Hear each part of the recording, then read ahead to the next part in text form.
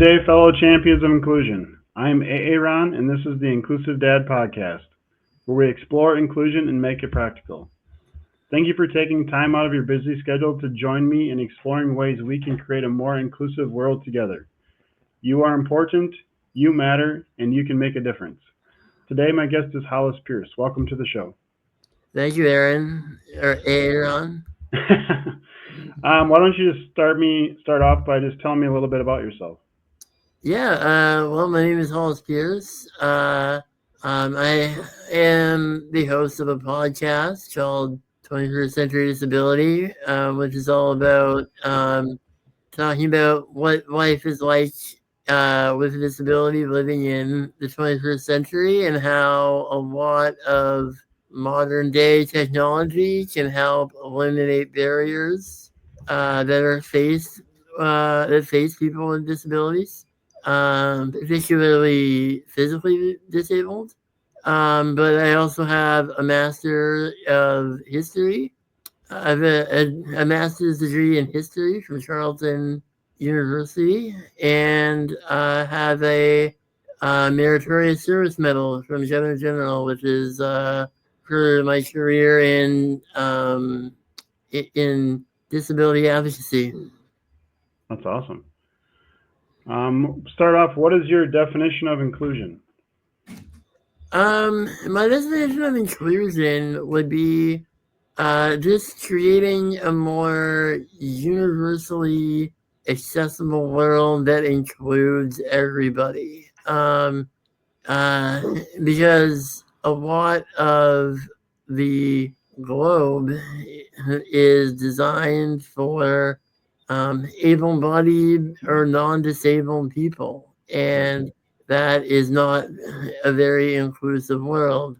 Now, modern day technology is starting to include, with universal design, it is much more accessible to all. And it was sort of ironic, Aaron, for instance, during the pandemic, a lot of people's social lives just collapsed because you can't go to a pub with your friends or anything like that. But in my experience, my social life exploded during the pandemic because suddenly everybody wanted to be having interactions on Zoom and talking on the computer, which is fantastic for me because Right. I can't go to a lot of people's houses because they're inaccessible, but I can absolutely talk virtually. Yeah, that is interesting. So you've been, we were talking before we started recording. You have been to the United States. Like in your experience, is specifically Minneapolis, St. Paul. We were talking about. How do accessibility compare between your experience between like in Canada and like in the U.S. from the places you've been to? Is one more ahead of the other, kind of the same? I think in some ways they're more advanced. In other ways, they're a bit further behind. Okay. For instance, I think that when I was vacationing in the United States, which I usually did once a year with my family, I found things like physically to be so accessible because of the Americans with Disabilities Act. Okay. And so buildings would be so accessible, and I would be just amazed at the level of inclusion physically. As a young kid. Uh, but now, as an adult, when I analyze things like that, I'm thinking that in terms of, uh, Canada is a bit more accessible in terms of social programs like healthcare. Hmm. Is much more accessible here than it is in the United States. Yeah, it's interesting. Is there a law like the Americans with Disability Act in Canada, or?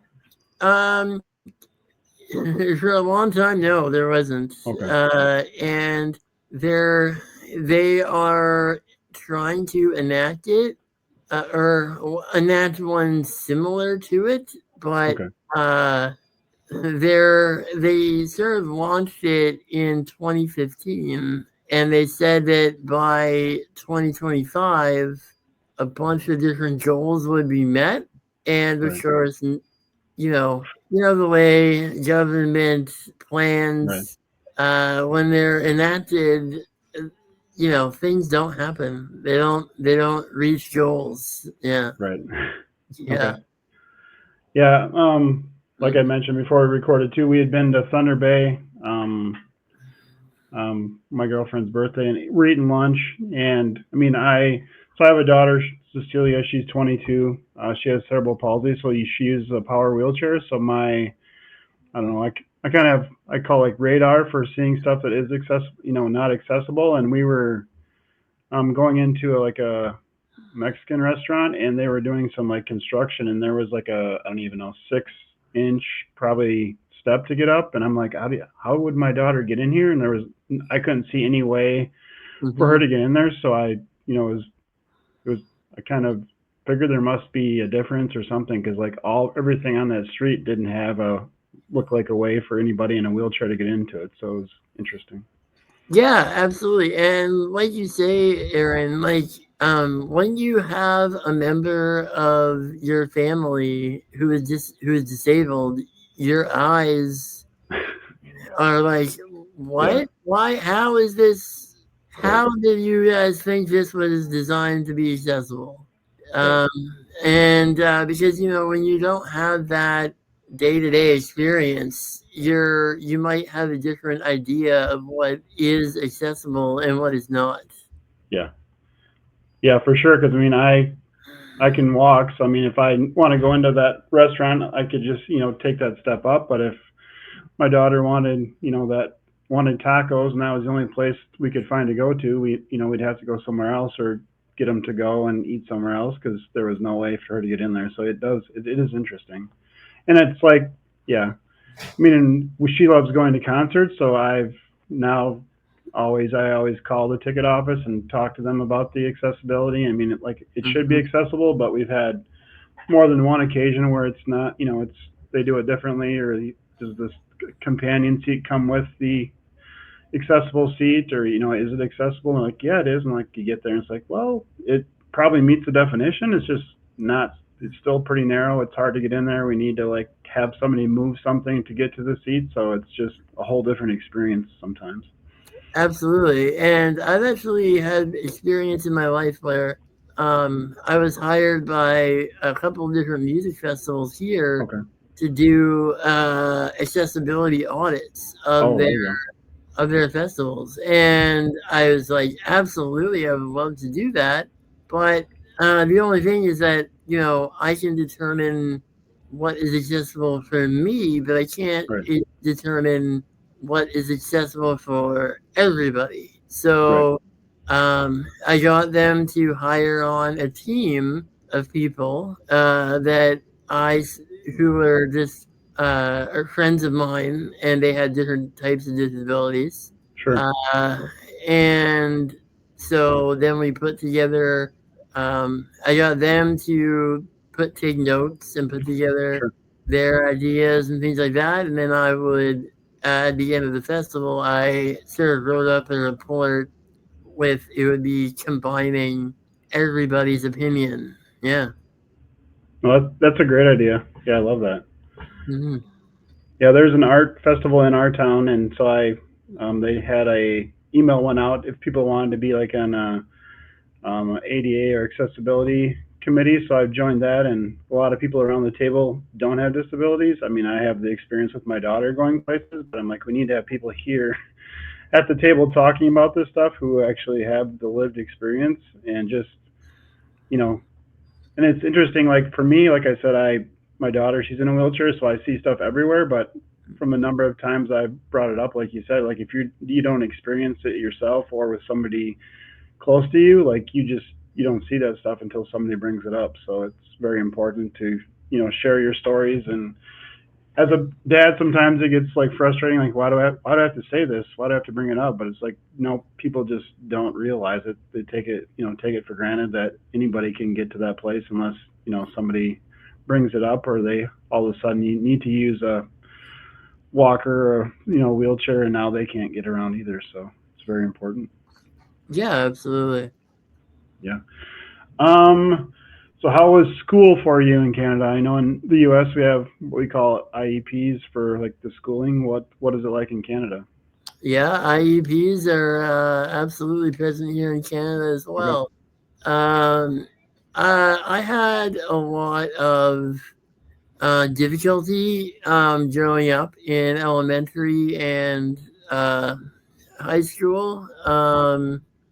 High school was better, but growing up, for instance, when I was in very early elementary school, my sister and I both were going in the same school, but um, that that elementary school wanted to accept my older sister who was non-disabled, but not me because they didn't want to have to hire an educational assistant to be with me.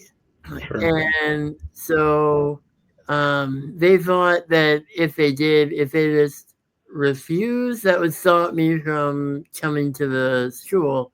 But my mom is a very, very, if she puts her mind to something, she's not gonna let anything get in my way. So she decided to go to school with me as my educational assistant Oh wow. until they just came to the conclusion that they would rather hire somebody than have my mom there complaining every day. Yeah. Well, that's um, crazy. but yeah, in high school, it was fairly accessible. There was what they call the physical support unit. So Okay. there was a lot of different people with physical disabilities. Many of them had cerebral palsy. I had muscular dystrophy. And yeah, that's I had difficulty with doing completing exams for a little while Sure. because I had I dictated all of my exams, and so they didn't want the same EA to uh, do my final exam with me that was the same EA that was in the class because they thought that EA would somehow give me hints or something like Oh. that. Okay. But when it came to, you know, high level physics classes, I can't uh, be expected to teach somebody basic physics when I am in an exam and only have an hour to complete it. Right. So I managed to convince them that this was not fair. And Right. yeah. Were the school buildings accessible for you and stuff, or how were the school buildings?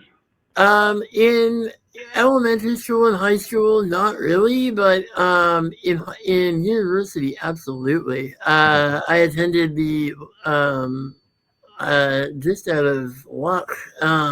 I live in the same city as the most accessible university in Canada, possibly in North America, because uh, its entire campus is um, linked by every building is linked by an underground tunnel system. Nice. Yep.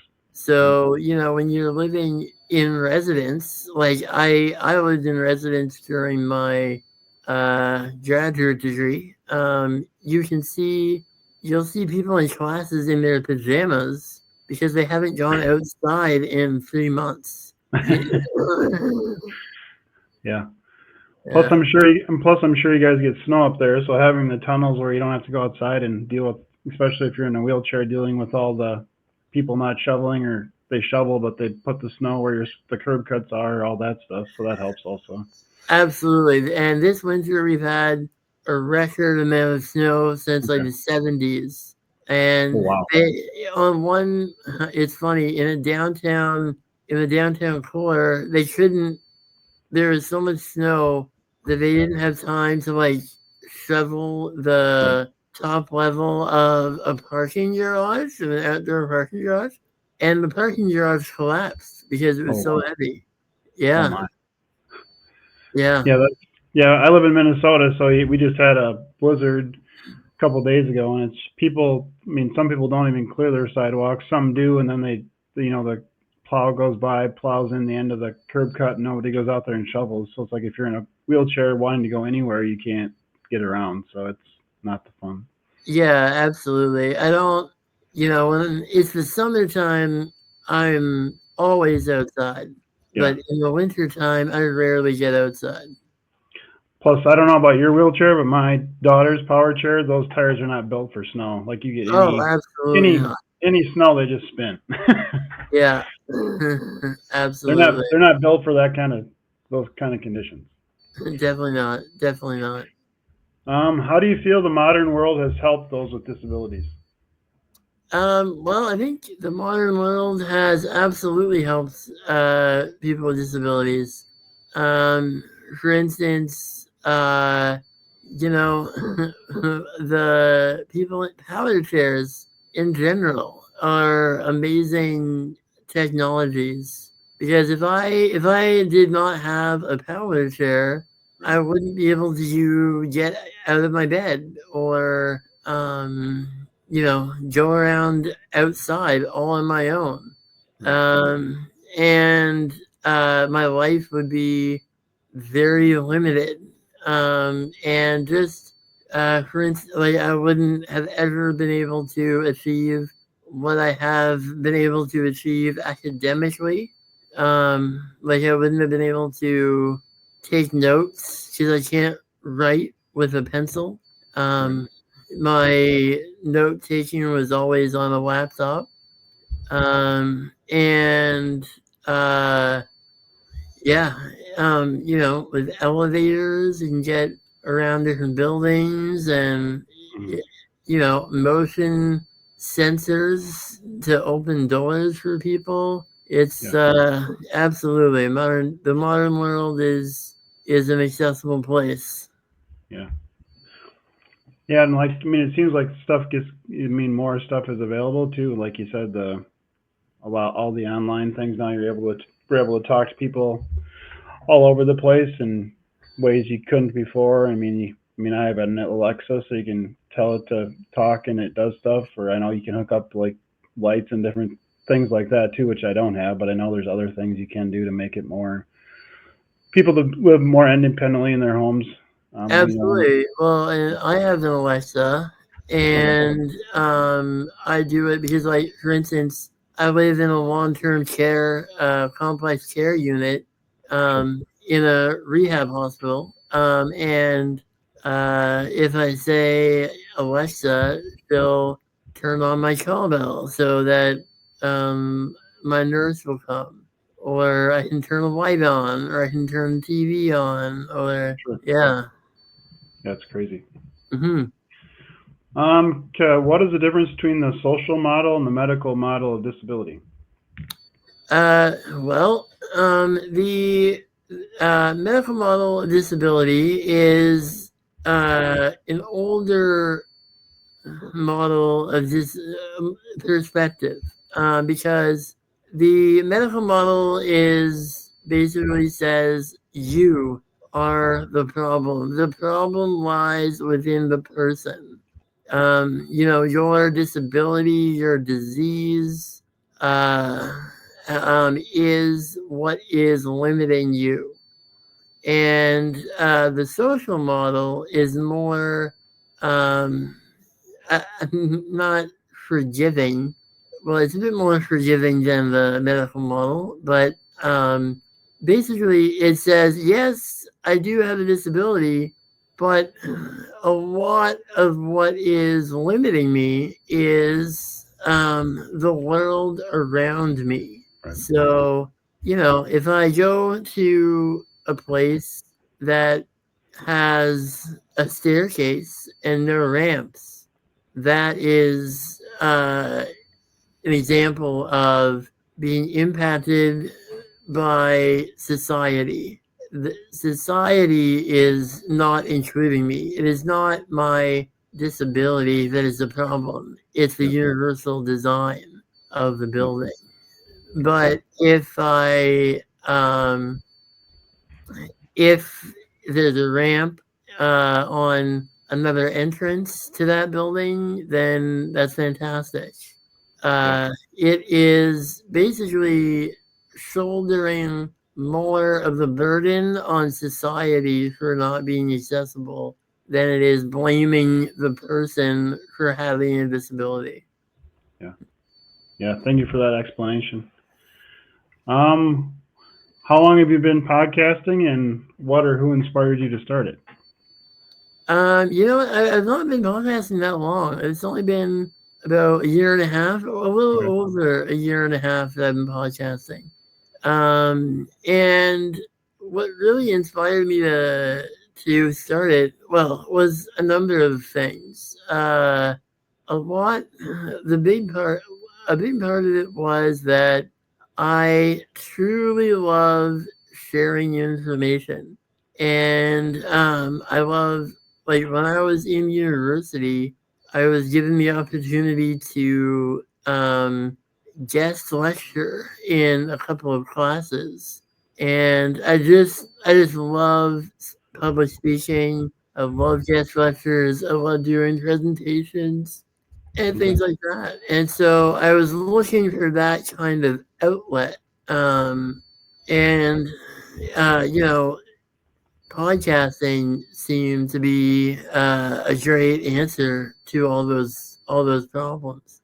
And so the first few episodes, the first season or two of my podcast were basically me getting that outlet of giving lectures.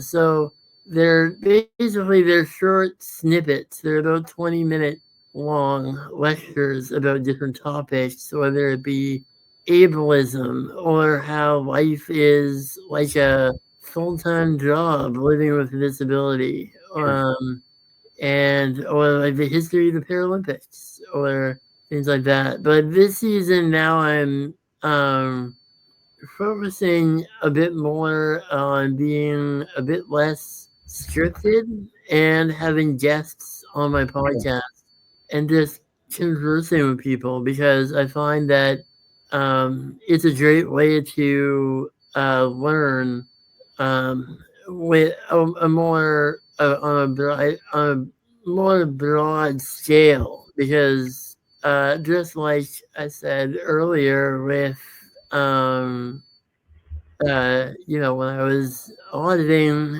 for those music festivals, I needed the perspective of different disabilities, of people with different disabilities. And so having a having different guests that can talk about different issues relating to disability is a great way. It's a great opportunity for me to learn, and it's also a great opportunity for the world and my listeners to learn. Yeah, I love that. Yeah, I started my podcast last, let's see, I think my first one was released August, and I just had been on a couple of podcasts, and everybody kept asking me, when are you going to start one? When are you going to start one? So after the third time that happened, I was like, okay, I should start one. And just like you're saying, I really enjoy interviewing people such as yourself and hearing your story, learning what you have to share, and just getting that out there. And I kind of think of it also like as my way to network. I don't like going to places I don't know, like people, a bunch of people, and having to do the speed networking or that kind of stuff. I feel like this is kind of how I meet people and learn about them, and we can share our stories and stuff. So It's a lot of fun. Yeah, it's a great way to meet people. It's a great way to make friends. It's a great way to make a support group. Yeah, absolutely. Yeah. What para sport do you play? I play what's called power hockey. And so because I don't have the upper body strength to play something like sledge hockey, I basically just I play power hockey, and so it's basically ball hockey for people in electric wheelchairs. Okay. And as hard as it is to believe, it is a full contact sport. So people are bumping into each other in their wheelchairs. My mom can't even stand watching me play it because she knows I'm going to get injured one of these days. And she was right. I broke my leg one day playing hockey. Wow. And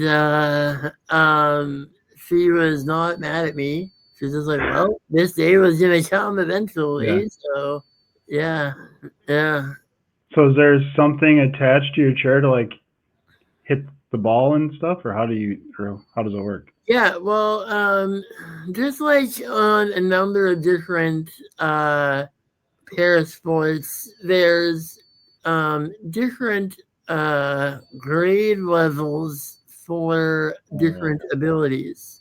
So a level 1 player is someone who has full upper body strength in their chair. So they can hold their stick with one hand and dangle the ball around and lift and shoot the ball all on their own, and they don't need any momentum from their wheelchair. And so and then there's a level 2 player who they can still hold their stick in their hand, but they need the support of the momentum of the chair to shoot the ball or pass the ball and to create the movement with their stick. And then there's a level 3 player, and I qualify as a level 3 player because I don't have any upper body strength. I can't hold the stick on my own. So therefore, I attach it to the side of my chair, and I play with what's called a T-stick. So there's a bar going perpendicular through my blade of the stick, and so I can catch the ball with that bar and go forward with the ball. And so I can't shoot the ball very hard, but I can pass it, and sometimes I can still score. Yeah.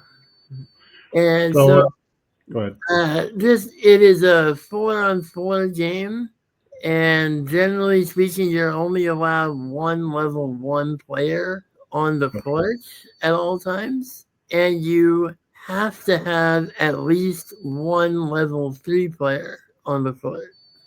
Okay. Interesting. Yeah, that's really cool. I have not seen that. Do you say that was why you came to the Twin Cities, was to participate in that? Yeah, I was in what's called the North American Power Hockey Cup. And because Minnesota has a very large power hockey community. So they send a competitive team to tournaments usually in the summer times. Yeah. Interesting. I'll have to look it up. Power hockey. I mean, it makes sense. They play some kind of hockey in Minnesota, right? Absolutely. And I mean, it's a great sport. However, unfortunately, it is not in the Paralympics as of yet. Okay. Just because Europe and North America play different styles. In Europe, it's more similar to soccer, whereas and it's not a contact sport. You get incidental Sure. contacts, and the rules are more similar to soccer, but in in North America, it's more like hockey. Interesting. That's cool. Yeah. What is your driving force behind your career in disability advocacy? Well, basically, my driving force behind my career is I think that everyone has an opportunity to thrive in their own ways. And I find that society and modern culture don't really include or believe that a lot of people with disabilities can do whatever they want.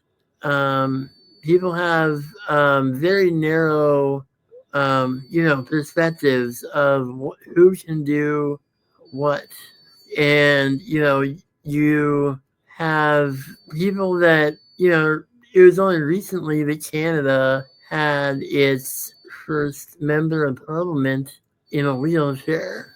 And also, you see a lot of ableism in society today. And what I mean by ableism is that people think that just because you're in a wheelchair, you might have a mental disability as Yep. well. Um, and therefore, you're spoken down to, and you have a very, it is much more challenging to succeed professionally as someone with a disability. And yeah, I truly think that disabled people are being underestimated. Yeah. And I think that if we were given an opportunity to thrive, we would. And um, the whole idea of thriving stems from when I was diagnosed with muscular dystrophy. The doctor told my parents that I would have an inability to thrive. Yep. And and so my parents sort of wanted to help me prove that doctor wrong, and they continuously told me, just because you got a physical disability does not mean you've got other avenues that you can succeed in. Yeah, for sure. Mhm. What's your favorite TV show? My favorite TV show is Seinfeld. Seinfeld. Okay. Yeah, That's an it old one Yeah, it is. It's an oldie but it's a goodie, Aaron. It's an oldie but for it's a sure. goodie. Yep. And it's a show about nothing. And it's I frustrate my family, particularly my sister, about just every day in any conversation I have with them. It's pretty much a guarantee I'm gonna make some sort of reference to Yeah. Seinfeld. And you know, it is in from the early '90s, and so I do appreciate that there are quite a few episodes in Seinfeld that have ableist ideas in them. But you know, I just sort of say, you know what, it's an older show, Yeah. and that would not be acceptable today, but it was Right. At the time. acceptable in that time. Yep. So, Yeah. You kind of you sort of had to take things with a grain of salt For sometimes. sure. Absolutely. I mean, I did not watch like a lot of Seinfeld. The thing that comes to my mind when somebody says Seinfeld is no soup for you. That's my Exactly. that's the thing I Listen remember. for you. Listen for you. Absolutely. Yeah, it was fun. Yeah, that was a pretty good show though. What is one tip you can share to help our listeners be more inclusive today? So just something anybody can start doing today to be more inclusive. Um, One thing that you should do is just, not if you see somebody in a wheelchair or with any kind of physical disability, don't judge them. Um, I am I'm reading a great book right now, and it's talking about different ways to not be ableist, and you need to take away your view of what disability looks like, Right. because disability does not have any type of appearance. Even uh, there are all kinds of non-visible disabilities. There's probably more non-visible disabilities than there are visible disabilities. And if someone says that they have a disability, believe them. They're saying it for a reason. Uh, and also, just don't judge people. Don't think that um, you can't do something because they're disabled. Say hi, have a conversation. Yeah. Yeah, I love that. What book are you reading? It's a book called The Anti-Ableist Manifesto by Tiffany Yu. She's a great disability advocate who became disabled by injury. Yeah. Yeah, and that's another great thing to remember, is that you can never think that, oh, they're disabled, so they're not like me. Yeah. That's the one thing about people. One thing that people always forget or don't realize is that disability is the only minority group that everybody will be a member of, whether it's temporarily in their life or as they age. Yeah. That's a great point. Yeah, actually, I was wondering if that was the book because I had actually had Tiffany on my podcast last fall when she was releasing the book or the book was coming out. So yeah, she's awesome. Oh, I read piece. I have not read the whole book, I don't think, but I read quite a bit of it, and it's a good book. oh, absolutely. It's fantastic. I have Yeah, not had a chance yet to talk with her. I hope I will at some point. yeah, But yeah, she's brilliant. yeah. I'm ready for or where can everybody connect with you? Well, people can connect with me anywhere. I am available. My website is 21stcenturydisability.com. Okay, And that's 21ST Century Disability. okay, And they can find me on Instagram at that same handle uh, for my podcast, or they can find me, and it's just at Hollis Peirce. And you can also find me on Facebook.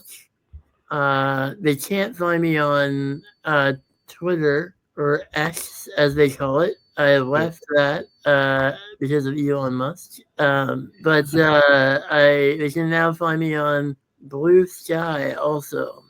okay. Yeah, Okay, ready for the last question? I am. Hit me with it, Aaron. Do you like spam lunch meat? Yes or no?